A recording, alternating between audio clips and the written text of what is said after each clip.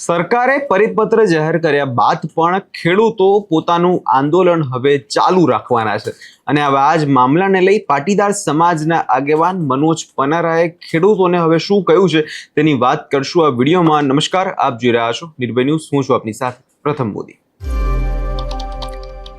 ગુજરાતભરની અંદર ખેડૂતો અત્યારે વિરોધ પ્રદર્શન કરી રહ્યા છે અને એ જ વિરોધ પ્રદર્શન બાદ આપણે જોયું કે સરકારે ખેડૂતો માટે પરિપત્ર પણ જાહેર કર્યો અને એ જ પછી 19 દિવસના આમરણતાના ઉપવાસ બાદ હવે જ્યારે મોરબીના જેતપરના જે ખેડૂતો છે તેમણે પોતાનો આંદોલન જે છે તે સમાપ્ત કર્યું, પરંતુ આ આંદોલન સમાપ્તની જગ્યાએ કદાચ હવે વધુ ઉગ્ર બનવાનું હોય અત્યારે ચોક્કસપણે એવું લાગી રહ્યું છે।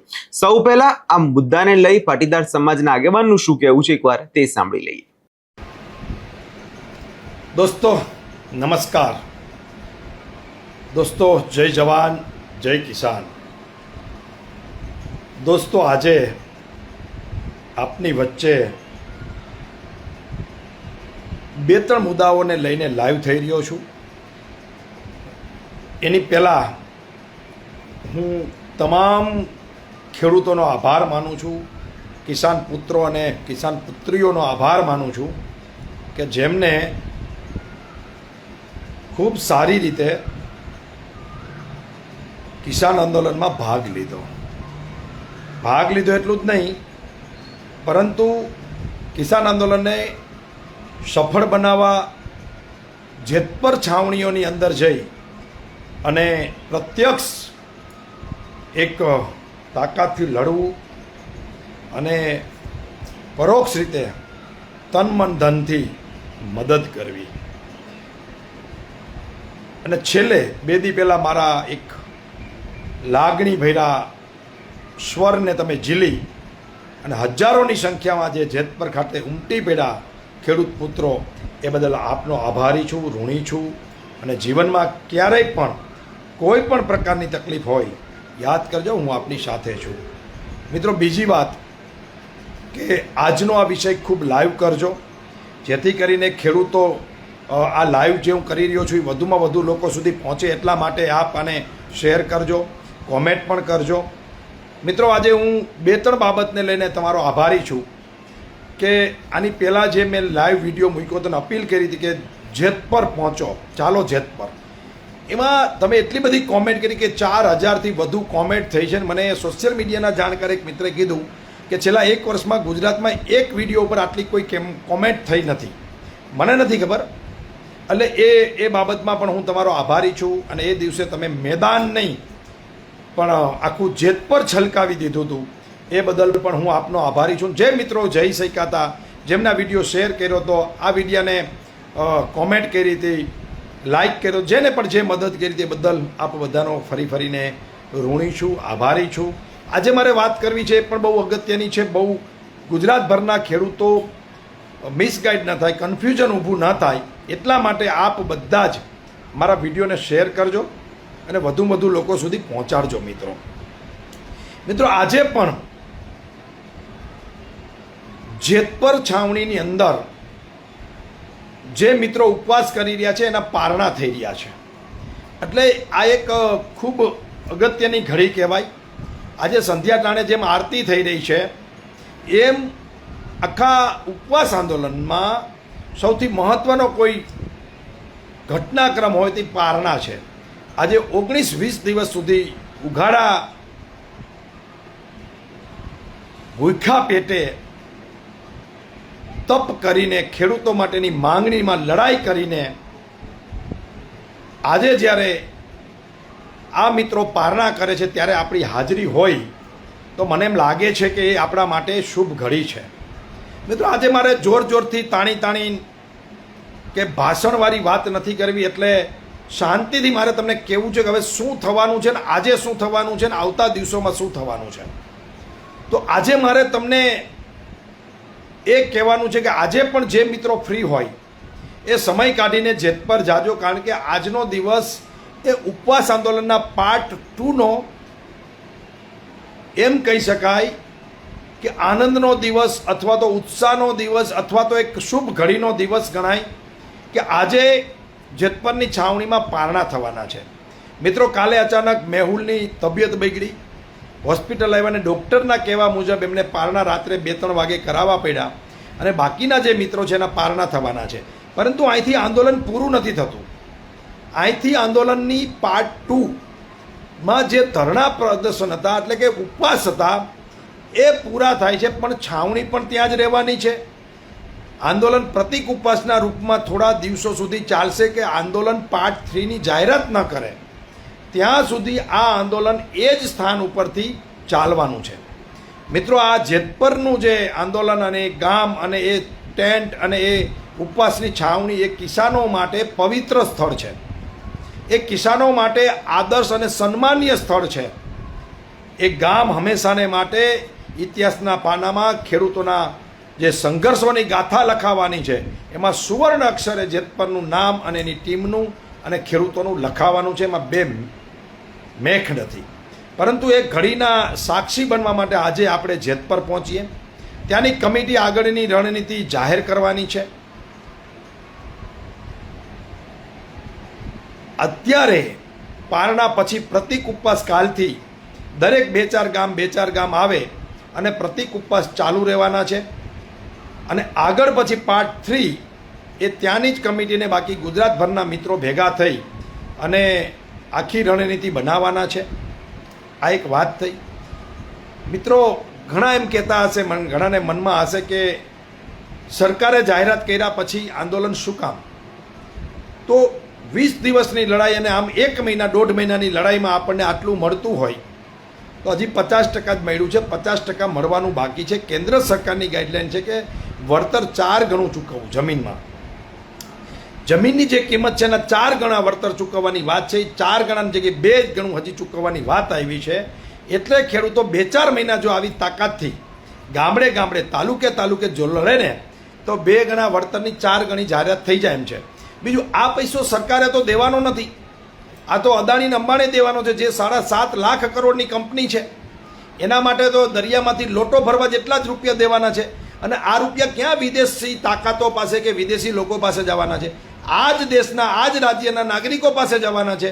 અને એ પૈસા એ અર્થતંત્રમાં લાગવાના છે. કોઈ બેંકમાં મૂકશે, કોઈ ટ્રેક્ટર લેશે, કોઈ મકાન લેશે, કોઈ પ્લોટ લેશે, કોઈ નાનું ખેતર લેશે, કોઈ હમુનમું કરશે, કોઈ દીકરાની ફીઓ ચૂકવશે. આ પૈસાઓ અર્થતંત્રમાં આવવાના છે. પાછો પૈસા જે છે અત્યારે અદાણીની અંબાણીની કોથરા ભરીને કન્ટેનરમાં ભર્યા હશે. એ પૈસો બજારમાં આવશે તો ખેડૂતોને ફાયદો થવાનો છે. અને લડેંગે તો જીતેંગે એવી રીતે મિત્રો મારે 2-3 સવાલ કરવા છે સરકારને ખાસ તો કે આ દેશના પનોતા પુત્ર વડાપ્રધાન નરેન્દ્રભાઈ મોદી, આપણે મોદીના નામે જ મત દઈએ છીએ ગુજરાતી કે ભાઈ આપણો દીકરો ત્યાં વડાપ્રધાન હોય તો આપણી છાતી ગદગદ ખુલે, સીનો ફૂલાય અને ગુજરાતી તરીકે આપણે નરેન્દ્રભાઈના નામ ઉપર મત દેવા જોઈએ. બધા જ ભાજપના મિત્રો એમ કહે કે અમે મોદીના નામે ચૂંટાઈએ છીએ. ઓકે, અને મોદીના નામે જ પ્રજા મત દઈએ છીએ. આ વાત પણ સાચી માની લીધી. તો પનોતા પુત્ર તરીકે જ્યારે નરેન્દ્ર મોદી ગુજરાતના વડાપ્રધાન હોય ત્યારે ગુજરાતના ખેડૂતોનું, ગુજરાતનું ધ્યાન રાખવું એની ફરજ છે કે નહીં? તો આપણે એને ગુજરાતી કરીને આપણા કરીને ધનાધન મત દેતા હોય તો પછી રાજ્ય સરકાર નહીં પણ કેન્દ્ર સરકારે 4 ગણા ભાવ આપવાનો જે કાયદો છે એની અમલવારી ગુજરાતમાં 4 ગણા ભાવની થવી જોઈએ કે નહીં? આવા આંદોલન કરવા જ ન પડે, આવી લડાઈ લડવી જ ન પડે. સરકારે સામેથી આપી દેવું જોઈએ કે ભાઈ હું ગુજરાતી છું, ગુજરાતના ખેડૂત માગે છે, આ અદાણી અંબાણી ગુજરાતી છે, અમિત શાહ અને મોદી આ 2 ટોપ લેવલની લીડરશિપ ગુજરાતી છે અને ગુજરાતના કિસાનો માગે છે. આવી લપ હોય? જો આપણે એને માનતા હોય આપણે એ માનતા હોય એના, તો અદાણી અંબાણીને પૈસા દેવાના હોય એમાં સરકારને વાંધો શું હોય ભાઈ? એક ગુજરાતના ખેડૂતોના ઘરમાં પૈસા આવે એમાં આ 4 મુખ્ય લોકો દેશના 2 અમિત શાહ અને નરેન્દ્ર મોદી અને આ બાજુ અદાણી અંબાણી 2 ગુજરાતી, એમાં વાંધો શું? માગવાવાળા ગુજરાતી, બધું ઘરનો જ મામલો છે. મામાના ઘરે ગયા છે, મા પીરસનાર છે, એમાં કંઈ ખટવું જ ન જોઈએ. પરંતુ આપણે એમને ગુજરાતી માનીએ છીએ, નરેન્દ્રભાઈને અને અમિતભાઈને, પરંતુ એ ગુજરાતી આપણને આપણા માનતા નથી, આપણને ગણતા નથી. નહીતર ખરેખર કેન્દ્રની 4 ગણી જે ગાઈડલાઈન છે ને એમાં 1% વધારીને 5% કરી દેવું જોઈએ અને 5% વળતર ગુજરાતીઓને આપે ત્યારે આપણે એને ગુજરાતી અને આપણે આપણા ઈ ગુજરાતી એ વાત સાર્થક થાય. આ વાત તો સાર્થક થાય. બાકી આ તો 2% કર્યું એટલે 2% તો હજી કંપની લઈ જાય છે. આ 2% ખેડૂતોના હાથમાં આવવાનું છે. એટલે ક્યાંક ને ક્યાંક આપણી સાથે છેતરપિંડી થઈ રહી છે. આની પહેલાં કેવી છેતરપિંડી હતી કે જંત્રીના 4 ગણા, આમ તો એવાના 4 ગણા છે બજાર કિંમતના, પણ કેવા મૂર્ખ બનાવે મારા બેટા. જંત્રીના 4 ગણા. આપણે બધા જાગી ગયા ને સમજી ગયા જંત્રીના નહીં, બજાર કિંમતના 4 ગણા ભાવ દેવાનું તો સરકારના કાયદામાં છે. આમ શું કે કાયદામાં રહેશો તો ફાયદામાં રહેશો. ભાઈ આમાં ક્યાં તમે કાયદામાં રહ્યો છો? અને તમે કાયદામાં ન રહ્યો તો અમારે ક્યાંથી કાયદામાં રહેવાનું ભાઈ? કાયદો એ તો 4 ગણું આપવાનું કહે છે. અને ગુજરાતના ખેડૂતો, ગુજરાતના ઉદ્યોગપતિ પાસે, ગુજરાતના દેશના વડાપ્રધાન ગુજરાતી હોય ત્યારે તો 5 ગણું આપવું જોઈએ, હવાયું આપવું જોઈએ. તો આપ્યું કહેવાય. તો આપણે કર્યું કે દેશ આખામાં હું તમને કહું, જે વડાપ્રધાનો આ દેશમાં થયા છે એ જે તે રાજ્યના થયા છે એને એના રાજ્યને વિશેષ પેકેજો, વિશેષ દરજ્જો આપી અને એની ઉન્નતિ અને પ્રગતિમાં ઘણો બધો લાભ આપ્યો છે દેશના ઘણા બધા વડાપ્રધાનોએ. એમાં નરસિંહ રાવ આંધ્રથી હતા તો ખૂબ આંધ્રને એને 5 વર્ષ મદદ કરી છે ભાઈ. જેમ વિજયભાઈ રાજકોટના મુખ્યમંત્રી હતા તેને રાજકોટને વિશેષ આપ્યું છે. આજે કેવું પડે આપણે તો દેશના વડાપ્રધાન ગુજરાતને વિશેષ આપે એવી માંગણી છે આપણી. આપણે આવું રોડે થોડું ચડવું પડે. તો મારો કહેવાનો મતલબ આ પરિપત્ર જે આવ્યો છે એમાં ઘણી બધી ખામીઓ છે, ત્રુટીઓ છે. એમાં છે 25 વર્ષ માટે આ થાંભલા નાખે છે દાખલા તરીકે, કે 30 વર્ષ માટે, પછી આને રિન્યૂ કરી દેવાના કે નવા કાંઈ આપવાના આપણને પૈસા. આ થાંભલાઓમાં શોર્ટ સર્કિટ પડી જાય, વાવાઝોડાથી નુકસાન થાય, પાકને નુકસાન થાય, એના વીમાની કોઈ યોજના, એના પ્રીમિયમ કોઈ ભરેલા કે કેમ? એટલે ઘણી બધી ત્રુટીઓ અને ઘણી બધી ખામીઓ છે. એટલે આ પરિપત્ર ખેડૂતોને માન્ય નથી. એટલે પાર્ટ 3ની વાત કરી રહ્યા છે. અને આટલું મહેનત કરી તો 2 ગણા ભાવ બજાર કિંમતના મળ્યા છે. હજી લડશો તો 2 ગણાના 4 ગણા થશે. અને સરકારે ખીચામાંથી આપવાની વાત નથી. એટલે ચોક્કસ વિજય થવાનો છે. આ વાત મારી છે ને ખેડૂતો સુધી પહોંચાડો. એટલે જેતપરની કમિટીને નેહુલે એની ટીમે નક્કી કર્યું છે, જેતપરના ખેડૂતોએ નક્કી કર્યું છે કે આવતા દિવસોમાં પાર્ટ 3ની જાહેરાત કરશું ને ગુજરાતની મોટી ટીમ બનાવશું અને પાર્ટ 3 તાકાતથી લડશું તો સરકાર હજી પણ આપવા તૈયાર થશે. તો મિત્રો, આંદોલન પૂરું નથી થતું. ઉપવાસ જે ઉપર બેઠા છે એના પારણા છે. આજે વધુમાં વધુ લોકો જેતપર આજે રાત્રે 8 વાગ્યા પછી આ દિવ્ય અને ભવ્ય કાર્યક્રમની અંદર એક 18-20 દિવસ સુધી ઉપવાસ કરતા યુવાનોની શું કન્ડિશન હોય, શું પરિસ્થિતિ હોય, એના સાક્ષી બનવા માટે, ઇતિહાસના સાક્ષી બનવા માટે કે હા, ખેડૂત આંદોલન જ્યારે 20 દિવસ ઉપવાસ કર્યા હતા ત્યારે હું અહીંયા પારણામાં હાજર હતો, એનું તમને ગૌરવ થશે મિત્રો. તો કોઈ મિત્રો ઘરે નહીં રહેતા, સમય કાઢીને ચોક્કસ જેતપર આજે પહોંચજો. બીજી વાત, ઘણા મિત્રો કહે છે કે પાર્ટ 3 કેવું હોઈ શકે. તો હું ઈચ્છું છું કે પાર્ટ 3ની ચર્ચા અને પાર્ટ 3ની ડિઝાઇન છે એની જેતપરના મિત્રો એક કમિટી જ બહાર પાડે, જેથી કરીને પાર્ટ 3 તાકાતથી આગળ વધે.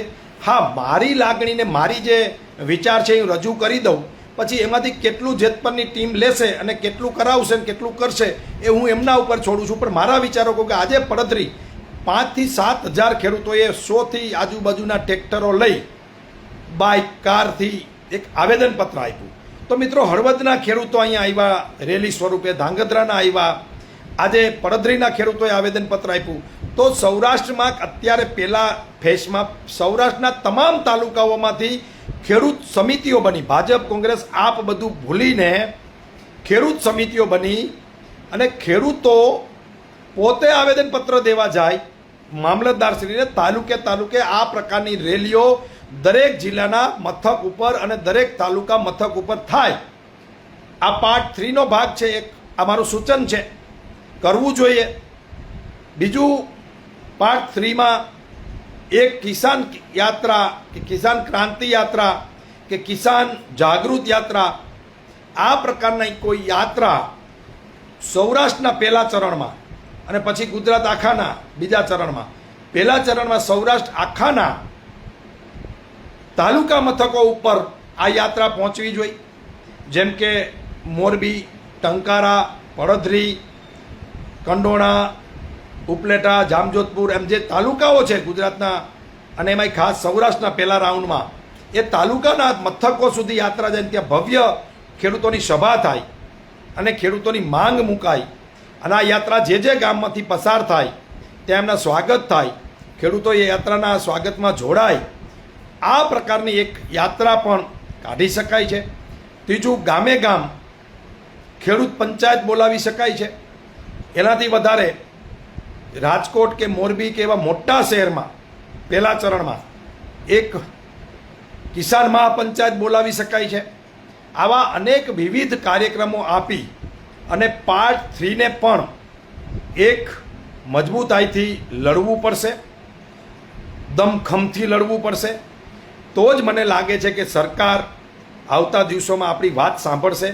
વચ્ચે ફરીથી ઘણા મિત્રો જોડાના છે નવા, એટલે કહું છું કે આને શેર કરજો, આમાં કોમેન્ટ કરજો, અને વધુમાં વધુ લોકો સુધી વાત પહોંચે એટલા માટે, માહિતી મળે એટલા માટે હું લાઈવ થાઉં છું. મિત્રો, જેતપરમાં આજે પારણા થઈ રહ્યા છે, કારણ કે એમની તબિયત 20-20 દિવસ ભૂખ્યા રહેવાથી બગડેલી છે, અને કોઈ મરી જાય ને ઉપવાસ કરીને તો આ સરકારનું પેટનું પાણી હલે એમ નથી, એનું પરિવાર અને એના બૈરી છોકરા રજરી પડે. બાકી કોઈને કાંઈ મહિનાથી પછી બધાય ભૂલી જાય. અને સરકાર તો કાલ જ નાઈ નાખે, પાટીદારોના 14 દીકરાની હત્યા થઈ ગઈ છે, આજ એના પરિવારોની આંદોલનમાં હત્યા થઈ, તો આજે એના પરિવારને કોઈ પૂછવાવાળું નથી. એટલે આપણે ઘણા મિત્રો મને આમ કહે કે 4 ટાઈમ ખાઈને લડવું છે, એમ પાર્ટ 3માં 4 ટાઈમ ખાઈને મજબૂતાઈથી લડવું છે. તો એ ગાંધીયન સરકાર હોય, ગાંધીના વિચારની સરકાર હોય તો આ ઉપવાસને સમજી શકે, ધરણાને સમજી શકે. આ થોડી એ સરકાર છે. એટલે આને કાંઈ સમજણ ન હોય આ પ્રકારની. એટલે આજે પારણા થવાના છે, એના સાક્ષી બનવા માટે આપ બધા જ ત્યાં પહોંચજો એવી મારી 2 હાથ જોડીને વિનંતી છે કે આજે સંખ્યા અને તાકાત દેખાય. કાલથી આ ઉપવાસ છાવણીમાં અલગ અલગ ગામના ખેડૂતો આવી અને પ્રતિક ધરણાઓ આપવાના છે. તો આ છાવણી કે મંડપ કે સ્ટેજ ઉપડી નથી જવાનું. આજથી કાલથી એ ચાલુ રહેશે ધરણા સ્વરૂપે. ત્યાં મિટિંગો થશે, નવી કમિટીઓ બનશે, અને નવા કાર્યક્રમોની શું રેપરેખા હોય એ જાહેર થયા પછી પાર્ટ 3 ચાલુ કર્યા પછી જ આગળની રણનીતિ નક્કી થશે. એટલે આંદોલન પૂરું નથી થતું, આંદોલન ચાલુ જ છે. પાર્ટ 3ના ભાગરૂપે ટૂંક સમયમાં આ આંદોલનની રણનીતિ જેત પરથી આ જ છાવણીથી પાર્ટ 3ની જાહેરાત થશે. હવે અગત્યની વાત એ છે કે મારા જેવા આંદોલનકારીઓ અનેક આજે લડી રહ્યા છે. આ સરકાર છે ને એ ખાર ઝેરની વેર ઝેરની સરકાર છે. એ કોઈની માંગ હોય ને તો એ પૂરી ન કરે. એને દબાવી કેમ દેવી, કચડી કેમ દેવી, કાવા દાવા કેમ કરવા, અને આનો જે લીડરો છે એને બદનામ કેમ કરવા, આ રાજનીતિ હંમેશાને માટે ભારતીય જનતા પાર્ટીની રહી છે. હું ખુલ્લીને કહું છું. મિત્રો, મારે એક ઇતિહાસની વાત કરવી છે કે નહેરુ એક વખત દેશના વડાપ્રધાન છે અને અમદાવાદ આવે છે. એટલે એક જે કારમાં આવતા હોય છે એની સામે ઘણા બધા લોકો કાળા વાવટા ફરકાવે છે. ત્યારે આ એ સમયની વાત છે. ત્યારે નહેરુ ગાડી ઊભી રખાવે છે આ દેશના વડાપ્રધાન અને પૂછે છે કે અમને શું તકલીફ છે. એટલે એમને કીધું કે અમારી માંગ છે થોડી ઘણી, એટલે અમે તમારો વિરોધ કરીએ છીએ, અમારી માંગ પૂરી કરો. તો નહેરુ કહે છે કે આ લોકોને સ્ટેજની પાછળ લાવો, એમને શાંતિથી ત્યાં બેસાડો, ચા પાણી પાવ, મારો કાર્યક્રમ પતે એટલે હું એમને મળીશ. અને મિત્રો, એ નહેરુ હું ભૂલતો ન હોય તો ગુજરાત કોલેજની અંદર આ કાર્યક્રમ પતાવી અને આ ખેડૂતોને મળે છે, આ લોકોને મળે છે, એની સમસ્યા સાંભળે છે, અને એની સમસ્યા દૂર કરવાની જે તે લાગુ પડતા ડિપાર્ટમેન્ટને અને અધિકારીને સૂચન કરે છે. આ દેશના એક વડાપ્રધાનની વાત છે.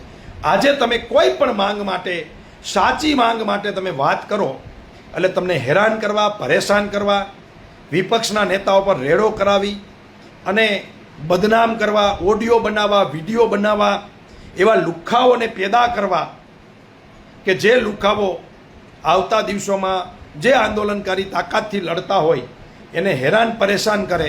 આ પ્રકારની આખી ડિઝાઇન આ સરકાર અને ભારતીય જનતા પાર્ટી કરી રહી છે. મિત્રો, મને યાદ છે પાટીદાર આંદોલનમાં ખૂબ મને અને મારા પરિવારને હેરાન કર્યો હતો, પરેશાન કર્યો હતો. આક્ષેપો કરે પૈસાના, ચારિત્રના, બીજા ત્રીજા. અને આજની જે માનસિકતા છે પ્રજાની એ ના જોવે કે આ માણસ અમારા માટે લડે છે એટલે આ સરકાર આને બદનામ કરે છે, એના લુખ્ખાઓ બદનામ કરે છે. આમાં 2 કોમેન્ટ એવી આવે કે તું તો ક્યાં હારી નો છો ને તે તો પૈસા લઈ લીધા, એટલે આમાંથી 80% એમ માને કે સાચી વાત છે, લઈ લીધા છે. અરે ભલા માણા, થોડુંક તો કોકની વાત સમજો ને સાંભળો. આ શું કામ બોલે છે ને કોનો માણસ છે? અંદર પાછું એનું ડીપી ને અંદર ચેક કરો તો સંપૂર્ણ સરકારની વાહવાહી કરતો, આઈટી સેલનો પગાર લેતો માણસ હોય. નહોતું કીધું નેહુલ અમૃતિયા શું કામ સરકાર સાથે મંત્રણા કરવા નથી જતો? કેમ જાય ભાઈ? જે મંત્રણા કરવા ગયા છે એને તમે પૂરા કરી દીધા છે, એને ફિનિશ કરી દીધા છે, એટલે મંત્રણા કરવા નથી જતા. પરંતુ આ મારી જ વાત કરું, હું આંદોલનનો અત્યારે સીધો હિસ્સો નથી, કમિટીમાં નથી, સીધી મારી લડાઈ નથી. હું આજે આંદોલનનો સીધો હિસ્સો નથી. મારાથી થતું તન મન ધનથી મેં આંદોલનને મદદ કરી છે ખેડૂતના દીકરા તરીકે. આમ છતાં મિત્રો, આ સરકાર અને એના અધિકારીઓ મારી પાછળ પડી ગયા છે. મારે તમને કહેવું નહોતું, પરંતુ જ્યારે મારા અસ્તિત્વ ઉપર આવે, હું લબાડ માણસ નથી, રોતલો માણસ નથી, હું લડી લઉં એવો માણસ છું. પણ તમને ખબર પડવી જોઈએ કે આ સરકાર કેટલી હરામી છે અને કેટલી નીચે ઉતરી શકે એમ છે, અને ક્યાં સુધી આ સ્ટેપ લઈ અને લોકોને બરબાદ અને બદનામ કરી શકે એમ છે, એની મારે તમને વાત કરવી છે. એટલે ખાસ આ આખો વિડીયો તમે જોજો, જેથી કરીને તમને ધ્યાનમાં આવે કે આના હલકટપણા કેટલા છે, આ અધિકારીઓ કેટલી નીચ કક્ષાએ ઉતરી શકે એમ છે અને કેટલું નુકસાન તમને કરી શકે એમ છે. આમતા બધા જ હેરાન છે આ સરકારમાં. ઉદ્યોગપતિઓ હેરાન છે, નોકરિયાતો હેરાન છે, નાના મોટા બિઝનેસમેનો હેરાન છે, બધા જ હેરાન છે. પણ કેમ સરકાર સામે બોલતા નથી? એ કે ભાઈ અમારે ધંધો કરવો હોય ને, અમે બોલીએ તો આ સરકાર અમને હેરાન કરે. અને આ વાત સાચી જ છે કે કોઈ પણ માણસ જો આ સરકાર સામે પડે એટલે એના ચિત્રે હાલ આ સરકાર કરે છે, રેડું કરાવે, પોલીસ ખોટા કેસ કરાવે, બદનામ કરે, ઓડિયો વિડીયો મોફ બનાવે અને અનેક રીતે એના પરિવારથી લઈને સંબંધીઓને યાતના આપે અને કોઈ પણ રીતે સરકારની સામે પડેલા માણસની નામો નિશાન મિટાવી દે, એ પ્રકારની આખી રણનીતિ આ સરકારની છે. આ તો ખેડૂતો છે, આને તો હંત નહોતી જડતી કોઈની સંધ. આ જે જુવાનિયાઓ લડતા હતા ને એ તો પરિવાર ખેડૂતના છે, દીકરા છે. બાકી નાનો મોટો જો બિઝનેસ કરતા હોય તો આ ચોક્કસ તાળા મરાવે. એમ ન પતે તો ગુંડાઓ પાસેથી ધમકીઓ અપાવે, એના પર હુમલા કરાવે. આ એ પ્રકારની તંત્ર અને સરકાર છે.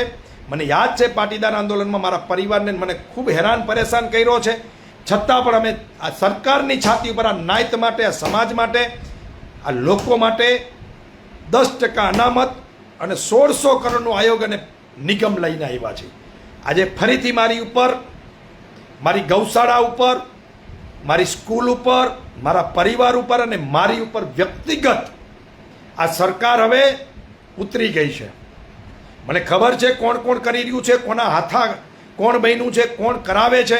એ આજે મારે ફોલ પાડવો નથી, પણ જો વધુ આગળ વધીને મને ખોટી રીતે હેરાન પરેશાન કરશે, મને બદનામ કરશે, તો હું ચોક્કસ ગાંધી ચિંધ્યા માર્ગે એ અધિકારીની સામે, એ નેતાના ઘરે હું ઉપવાસ ઉપર બેસી જઈશ.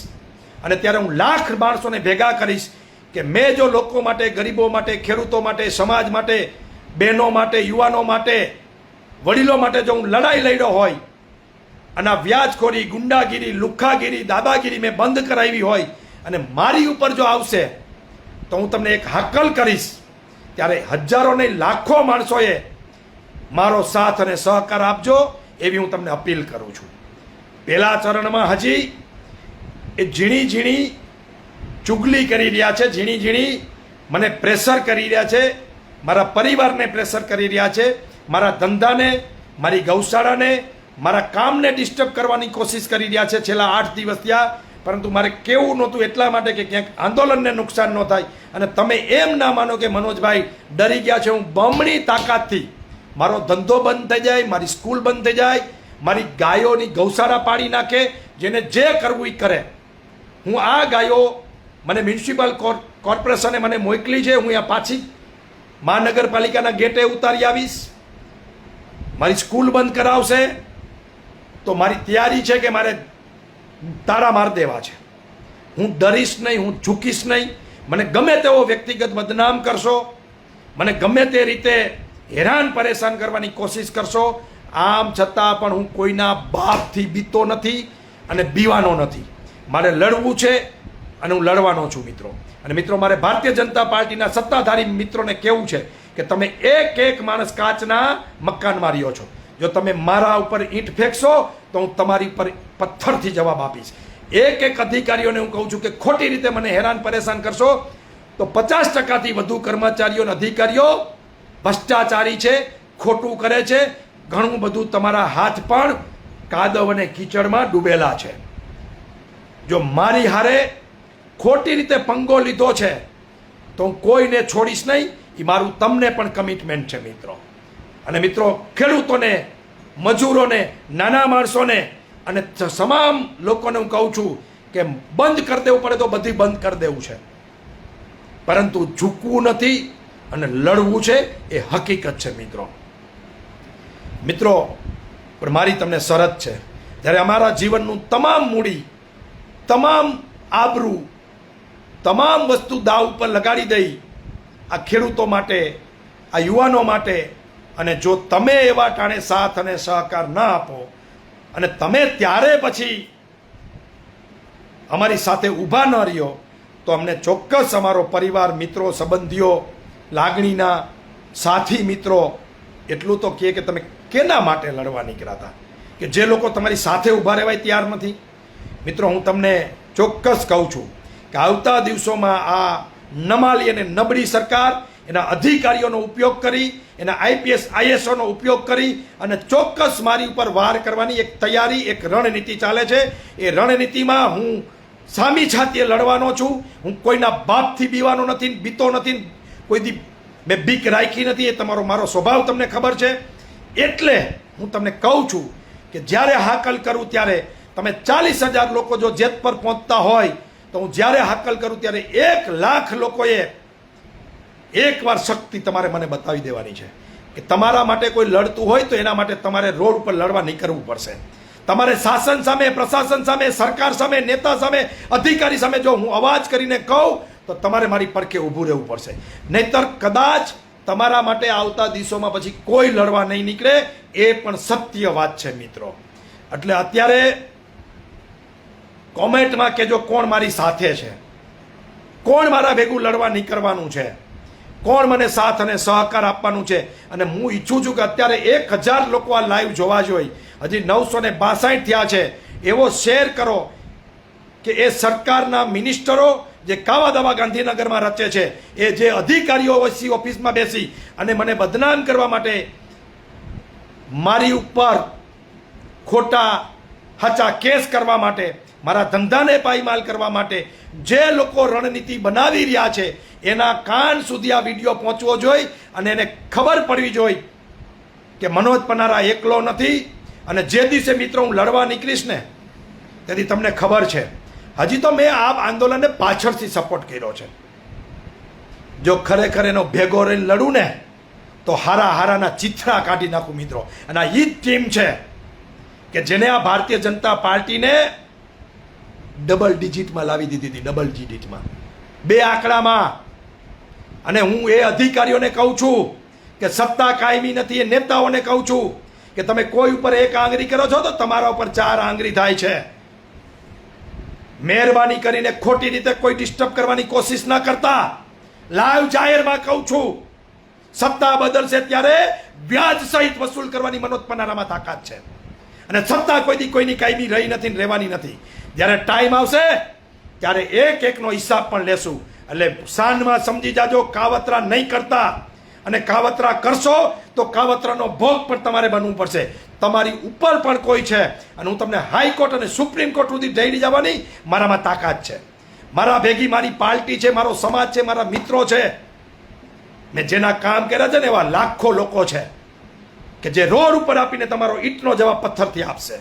એટલે શાનમાં સમજી જવું, ખોટા કાવા દાવા કરવા નહીં, અને ખોટા કાવા દાવા કરશો તો છોડશું પણ નહીં. આવા ગુંડાઓ લુખાઓને કહું છું કે જે ભારતીય જનતા પાર્ટીના ઈશારે એક ષડયંત્ર બનાવી રહ્યા છે, એ જેલમાંથી પણ ષડયંત્ર બનાવતા હતા અને મારે પણ ષડયંત્ર બનાવી રહ્યા છે નીકળીને કે હવે આને કેમ પૂરો કરવો. અરે રામ રાખે અને કોણ ચાખે. જેની ઉપર રામના આશીર્વાદ હોય, હનુમાનજીના આશીર્વાદ હોય, હજારો ગાયોના આશીર્વાદ હોય, એ વાળ કોઈનો વાંકો થાય ને પાંચમની ચટ થાય નહીં. એકલો જ રખડું છું ને એકલો જ ફરું છું, નીતિનું ખાઉં છું, ધર્મ સાથે રહું છું. આમ છતાં પણ કોઈના ઈશારે કોઈએ કાકડી ચારવા કરવાની કોશિશ કરી છે તો સમજો કે પછી જે થશે એ મહાભારત થશે. મહાભારત. ગુજરાત આખું મારી પડખે છે. આ વાત તમે બરાબર સમજી લેજો. એ નેતાઓ હોય, એ સરકાર હોય, એના અધિકારીઓ હોય કે એના પાડેલા લુખ્ખાઓ હોય, આ બધાને ચેતવણી આપું છું કે સંપૂર્ણ તૈયારી સાથે આવજો. પછી પાછી પાની કરવાની થતી નથી. અને કાં પછી તમે શાનમાં સમજી જાજો કે તમે સુતા સાવજને છંછેડતા નહીં, નહીતર 2017માં તમને 2 ડિજિટમાં લાવી દેવાની આ તાકાત મનોજ પનારા અને એની ટીમ અને એના સાથી મિત્રોની છે. મિત્રો, એટલે આ વાત આજે લાઈવના માધ્યમથી જેને પહોંચાડવાની છે એને પહોંચી ગઈ હશે, અને ન પહોંચે તો તમે મિત્રો સોશિયલ મીડિયાના માધ્યમથી પહોંચાડી દેજો. અને કોણ કોણ મારી સાથે છે, વ્યક્તિગત જીવનની અંદર કોઈ મારો ખોટી રીતે હેરાન પરેશાન કે ધંધા ઉપર કે મારા આન બાન ગીરે બાનમાં કોઈ કોશિશ કરે આવવાની ને નબળી રીતે મને હેરાન પરેશાન કરવાની કોશિશ કરે તો કોણ મારી સાથે છે એ પણ આમાં લખજો એટલે ખબર પડે.